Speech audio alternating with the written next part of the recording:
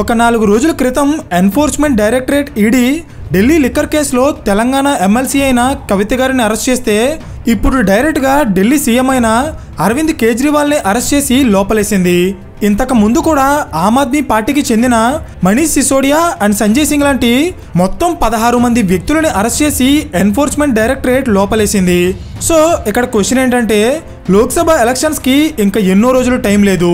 మరి అలాంటి టైంలో అపోజిషన్ లీడర్స్ని అలాగే ఒక ముఖ్యమంత్రి స్థాయిలో ఉన్న వ్యక్తిని కూడా అరెస్ట్ చేసి లోపల వేయడానికి కారణం ఏంటో తెలుసా?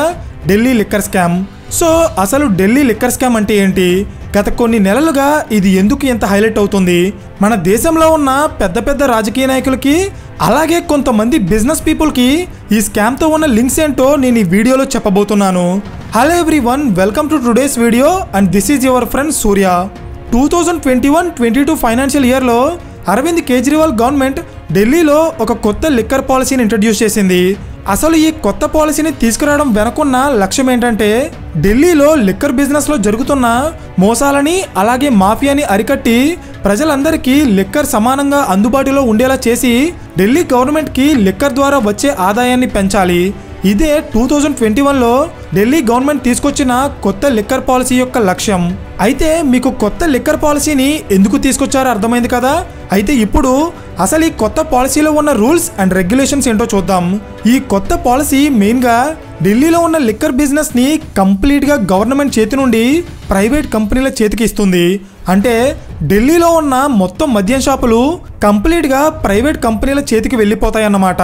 అంతేకాదు ఢిల్లీ నగరాన్ని మొత్తం 32 జోన్స్గా డివైడ్ చేసి ఒక్కొక్క మున్సిపల్ వార్డులో 2 నుండి 3 లిక్కర్ షాప్స్ని ఏర్పాటు చేస్తారు. ఢిల్లీలో మద్యం అమ్మకాలు పెంచడానికి గవర్నమెంట్ ప్రైవేట్ కంపెనీలకి కొన్ని ఎక్స్ట్రా బెనిఫిట్స్ కూడా ప్రొవైడ్ చేసింది. ఫర్ ఎగ్జాంపుల్, ఈ కొత్త లిక్కర్ పాలసీ అమల్లోకి వచ్చాక మద్యం షాపులు అర్ధరాత్రి 3 వరకు కూడా తెరిచి మద్యం అమ్ముకోవచ్చు. ఎంఆర్పి ప్రైజెస్తో సంబంధం లేకుండా ప్రైవేట్ కంపెనీలు వాళ్ళకి ఇష్టం వచ్చిన ధరకి మద్యాన్ని అమ్ముకోవచ్చు. కస్టమర్స్కి డిస్కౌంట్స్ ఇవ్వచ్చు. అవసరమైతే మద్యాన్ని హోమ్ డెలివరీ కూడా చేయొచ్చు. ఈ రూల్స్ వినడానికే చాలా వింతగా ఉన్నాయి, అవునా? అందుకే రీసెంట్ టైమ్స్లో ఈ కేసు ఎంత వైరల్ అయింది. 2021లో ఈ కొత్త పాలసీ అమల్లోకి వచ్చాక ఢిల్లీలో మద్యం అమ్మకాలు సుమారు 27% పెరిగి మద్యం నుండి 8,900 కోట్ల రూపాయలకి పైగా ఆదాయం వచ్చింది. కానీ మద్యం షాపులన్నీ ప్రైవేట్ కంపెనీల చేతుల్లో ఉండటం వల్ల ఈ ఆదాయం గవర్నమెంట్కి రాదు. అయితే ఇదే టైంలో ఢిల్లీలో ఉన్న అపోజిషన్ పార్టీలు అలాగే కొన్ని ఎన్జిఓలు కలిసి ఈ కొత్త మద్యం పాలసీని వ్యతిరేకించాయి. అండ్ ఇది జరిగిన కొన్ని రోజులకే ఢిల్లీ గవర్నమెంట్ ఈ కొత్త లిక్కర్ పాలసీని తీసేసి మళ్ళీ పాత లిక్కర్ పాలసీని అమల్లోకి తీసుకొచ్చింది.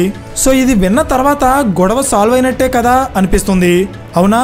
కానీ ఇక్కడి నుండే అసలు గొడవ స్టార్ట్ అవుతుంది. ఎలా అంటే 2022లో నరేష్ కుమార్ ఐఏఎస్ అనే వ్యక్తి ఢిల్లీ గవర్నమెంట్కి చీఫ్ సెక్రటరీగా అపాయింట్ అయ్యారు. ఆయన ఈ లిక్కర్ పాలసీ చూశాక అందులో కొన్ని అవకతవకలు గమనించారు. అవేంటో తెలుసుకునే ముందు మీకు మరొక విషయం తెలియాలి. అదేంటంటే బేసిక్గా మన దేశంలో అమ్ముడయ్యే దాదాపు అన్ని గూడ్స్ అండ్ సర్వీసెస్ మీద జిఎస్టీ అనే ట్యాక్స్ అప్లై అవుతుంది. కానీ ఈ జిఎస్టీ మద్యం మీద ఉండదు.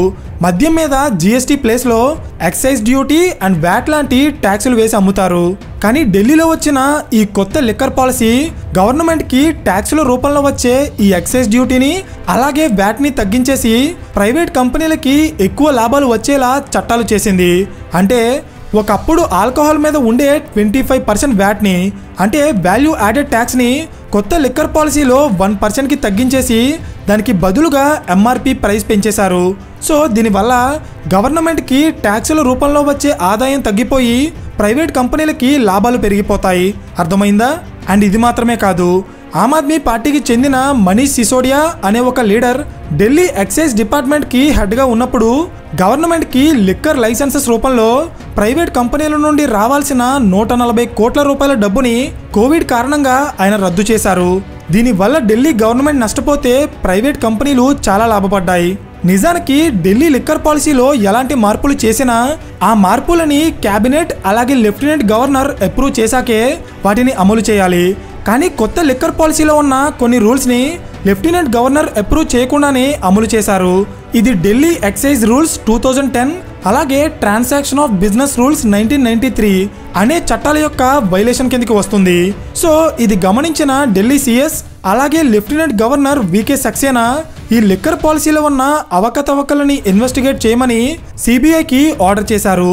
సిబిఐ అలాగే ఎన్ఫోర్స్మెంట్ డైరెక్టరేట్ ఈ కేసుని టేక్ ఓవర్ చేశాక ఈ స్కామ్లో ఇన్వాల్వ్ అయిన చాలా మంది ఒక్కొక్కరుగా బయటకు వచ్చారు. ఎలా అంటే ఢిల్లీలో మద్యం షాపుల యొక్క లైసెన్సెస్ని కొన్ని ప్రైవేట్ కంపెనీలకి ఇవ్వడానికి ఆమ్ ఆద్మీ పార్టీ యొక్క కమ్యూనికేషన్స్ ఇన్ఛార్జ్ అయిన విజయ్ నాయర్ అనే వ్యక్తి సౌత్ గ్రూప్ నుండి సుమారు 100 కోట్ల రూపాయల డబ్బుని కిక్ బ్యాక్స్ అలాగే కమిషన్స్ రూపంలో తీసుకున్నారని సిబిఐ బయటపెట్టింది. అసలు ఈ సౌత్ గ్రూప్ అంటే ఏంటి అనుకుంటున్నారా?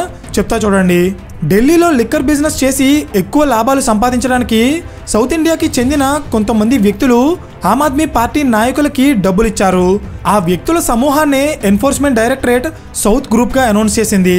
ఆ సౌత్ గ్రూప్లో ఉన్న ముఖ్యమైన వ్యక్తులు Telangana MLC K Kavitha, Ongole MP M Srinivasulu Reddy, Aurobindo pharma director P Sarath Chandra Reddy and CA Buchibabu. ఈ సౌత్ గ్రూప్కి అలాగే ఆమ్ ఆద్మీ పార్టీ లీడర్స్కి మధ్య మీడియేటర్గా ఉన్నది అరుణ్ పిళ్ళై. సో ఇక్కడ స్కామ్ ఎలా జరిగిందంటే మనం వీడియో స్టార్టింగ్లో మాట్లాడుకున్నట్టే ఢిల్లీ నగరాన్ని మొత్తం 32 జోన్స్గా విడదీశారు. అందులో 30% జోన్స్లో ఉన్న ఆల్కహాల్ బిజినెస్ని ఇండో స్పిరిట్స్ అనే కంపెనీ చేజిక్కించుకుంది. సో ఈ జోన్స్ వాళ్ళకి రావడానికి వాళ్ళు ఆమ్ ఆద్మీ పార్టీకి సుమారు 100 కోట్ల రూపాయలు లంచం ఇచ్చారు. అయితే ఈ ఇండో స్పిరిట్స్ అనే కంపెనీ సమీర్ మహీంద్రు అనే వ్యక్తికి సంబంధించింది. సో ఈ సౌత్ గ్రూప్లో ఉన్న కొంతమంది వ్యక్తులకి కూడా ఈ ఇండో స్పిరిట్స్ అనే కంపెనీలో వాటా ఉంది. అంటే వీళ్ళంతా కూడా ఈ ఇండో స్పిరిట్స్ అనే కంపెనీ ద్వారా ఈ స్కామ్కి పాల్పడ్డారన్నమాట. ఇందులో ఇండైరెక్ట్గా కల్వకుంట్ల కవిత గారు కూడా ఇన్వాల్వ్ అయి ఉన్నారు. ఎలా అంటే కవిత గారికి సంబంధించిన ఒక వ్యక్తికి ఈ ఇండో స్పిరిట్స్ అనే కంపెనీలో వాటా ఉంది. ఆయనే అరుణ్ పిళ్ళై. సో అరుణ్ పిళ్ళైని ఆ కంపెనీలో వాటాదారుడిగా పెట్టింది కవిత గారే. అందుకే ఆమెను రీసెంట్గా ఈడీ అరెస్ట్ చేసింది. అయితే కవిత గారు అరెస్ట్ అయిన కొన్ని రోజుల్లోనే ఢిల్లీ సీఎం అయిన అరవింద్ కేజ్రీవాల్ కూడా అరెస్ట్ అయ్యారు. నిజానికి ఈ కేసులో అరవింద్ కేజ్రీవాల్ చాలా రోజుల నుండి ఈడీ నోటీసులు అందుకుంటున్నారు. అయినా సరే ఆయన ఎప్పుడూ కూడా ఈడీ ఇచ్చిన నోటీసులకి రెస్పాండ్ అవ్వడం కానీ వాళ్ళ ఇన్వెస్టిగేషన్కి కోఆపరేట్ చేయడం కానీ చేయలేదు. పైగా సిబిఐ అండ్ ఈడీ ఈ 2 సంస్థలు కూడా బీజేపీకి హెల్ప్ చేస్తున్నాయని ఆయన చాలా ఎలిగేషన్స్ చేశారు. అంతేకాకుండా అసలు ఢిల్లీ లిక్కర్ పాలసీలో ఎలాంటి స్కాము జరగలేదని, ఇవన్నీ కూడా కేవలం కక్ష సాధింపు చర్యలు మాత్రమే అని ఆరోపించారు. అయితే ఇప్పటికే ఎన్ఫోర్స్మెంట్ డైరెక్టరేట్ అరవింద్ కేజ్రీవాల్కి సుమారు 9 సార్లు సమన్స్ పంపించింది.